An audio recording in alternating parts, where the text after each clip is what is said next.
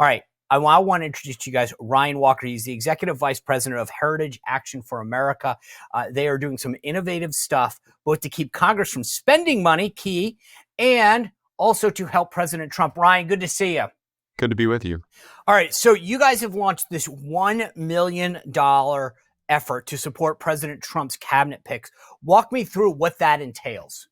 Yeah, so we're going to be in states that are of key importance in the confirmation fight that will inevitably happen in the Senate. We're going to be activating our grassroots activists on the ground in those states, sending them to offices, having them call and email their lawmakers, their senators, and urging them to unite behind the president's cabinet nominees and vote to confirm them as quickly as possible so that this administration can get going. The first 4 years were not like that. It was delay after delay after delay, and we saw the impacts of that. So Heritage Action and Heritage Foundation are committed to helping these nominees get across the finish line, and we're going to commit $1 million to be able to do that. And so what does that look like? Is it like, okay, we know that the nominee for Health and Human Services, Bobby Kennedy, we want to get 2 Democrats to support him. So let's go in and look at where we can find Democratic support. Is it just keeping the 53 Republicans together? Like, is it individualized so that, the plan for HHS is different than the plan for DOD? Or is it just is it a broader effort? It's a broader effort. We're focused on the 53 Republicans that will make up the Senate majority next Congress. And so we're trying to convince them all to unite behind these nominees. We should have no defections. We should have no Republicans on our side of the aisle that are voting no on these nominees. And we need for the people in those states to be aware of their senators' expectations and what we would like to see out of them. Okay, so there's no like, let's say when Tulsi Gabbard was announced as director of national intelligence, Bernie Sanders actually said some positive stuff about her. So is there any attempt to maybe go after some Democrats that you think are gettable on specific nominees? There are. And there are folks like Senator Rubio who will have expected to have wide support, even amongst his Democrat colleagues. But we will take those issues up as they come. Obviously, there are a number of weeks before those votes to confirm these nominees come up in the Senate. We have to get these folks sworn into the 119th Congress. So as some of these senators start to become more public about their stance on these nominees, if it's any one in particular, we will focus on that and target those senators. Obviously, we would love to have Democrat support. So if we see inklings of that, like you mentioned with Senator Sanders, we will certainly commit resources to doing that as well. All right, you mentioned the grassroots aspect of this, which obviously I think is great, getting those people fired up, motivated. What are the other tactics that you're using? Yeah, so we'll do patch-through calls. We'll have a nationwide... Explain what patch-through calls is. Yeah, so we're calling individuals who are compelled and highly likely to support these nominees from the start. And we're asking them to connect to their Senate office so that they can express their support for these nominees and urge their senators' support on the floor. And so we're directing those calls. We'll reach out to individuals that we know are interested in this topic and connect them directly with their Senate offices. We'll have a national text message campaign, so we'll be educating voters on these nominees and who they are and their backgrounds and which senators should be supporting them. And then we'll do targeted digital ads in those states of concern.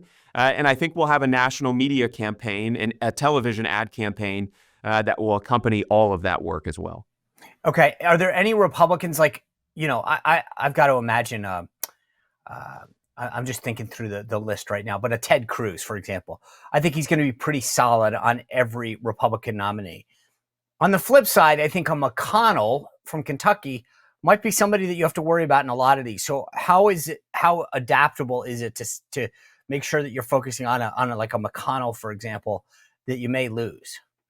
Yeah, well, that's our key effort. That's the thrust of our effort, is to go after these members like a Mitch McConnell, like a Susan Collins or a Lisa Murkowski out in Alaska, who have taken independent votes, what I would say are independent votes in the past. And so we're going after these folks that we're anticipating could be on the edge of support or not support. And is there any consideration, like Lisa Murkowski is one thing. I mean, that's a personal thing versus an ideological thing, right? I think she could vote pretty solid Republican and get reelected in Alaska. So I get that. Susan Collins, though, I think is a different is a different breed. I mean, I personally believe that if you don't have Susan Collins running for re-election, it's going to be extremely difficult to hold that seat. So the question is, do you have to be careful how hard you push on someone like Susan Collins? Of course. And again, our message is not antagonistic to these senators necessarily. It's a message of uniting behind the cabinet nominees that this president has put forward. We saw this campaign, this election cycle. Many people rode the coattails of Donald Trump into their office and the seats that they have. Those coattails are very long. Those policy positions that he's advocated for on the campaign trail are endless. And it is miraculous how quickly these members took up the policy solutions that Donald Trump was putting forward. So I think they need to be aware of that dynamic. They need to, calculate that into their thinking, and we're going to make sure that they do. Okay. I want to pivot for a second. You've got a great op-ed out in the Washington Times entitled "Putting Americans' Priorities Ahead of Liberal Agendas." And I think the thing that I found fascinating was there are two aspects of it. One is what's happening right now. There's this massive desire in Washington, almost a reflex at this point, to pass this massive omnibus bill where everyone throws the kitchen sink in it. What are you trying to do from a Heritage Action for America standpoint to prevent this massive spending bill get pushed through at the end? Yeah, listen, this is the time of the year that these kinds of things sail through, especially in an election year during the lame duck when there are a lot of members who have retired or lost their elections and they have no connection back to their people and their constituents. And so I think that historically we've seen these massive spending bills, to your point. Members don't even know what's in them. And that's honest. That is true. The members have almost no idea what's in them. They may know one or two talking points, but overall they know nothing.